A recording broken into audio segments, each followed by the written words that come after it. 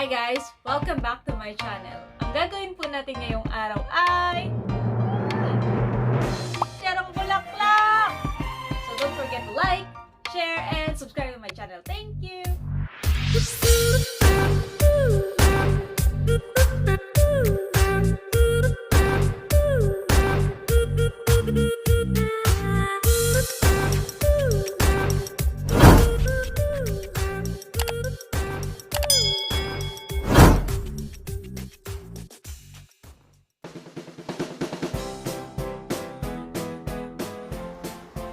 Pork masentry or ruffled fat, salt, pepper, ginger, and vinegar. Magpakulo ng tubig at ilagay ang salt, pepper, at ginger.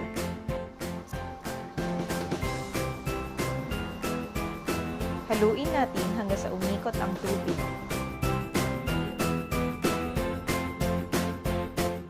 At ilagay na natin ang ating soon-to-be chicharong bulaklak. Pakuluan natin siya ng 1 hour.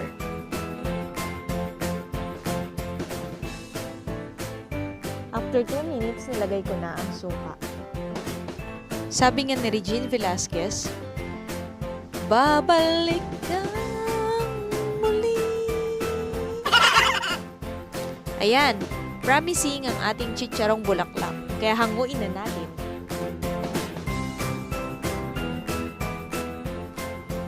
Hiwain ang chicharong bulaklak, depende sa gusto nyong laki.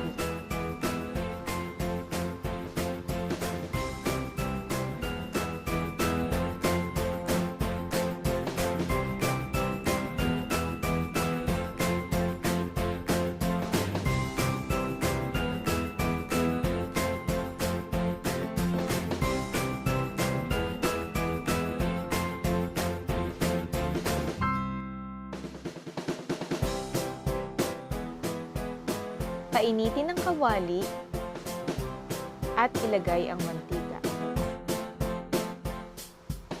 Siguraduhin lang na mainit na ang mantika bago ilagay ang chicharong bulaklak. Iprito ng mga 2 to 5 minutes each side.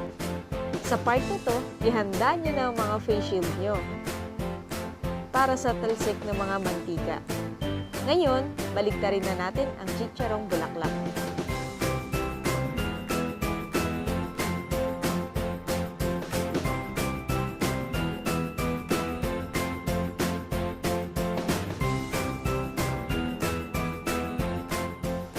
Sabi nga ng mga Gen Z, OMG. As in, oh my God. Oh my God.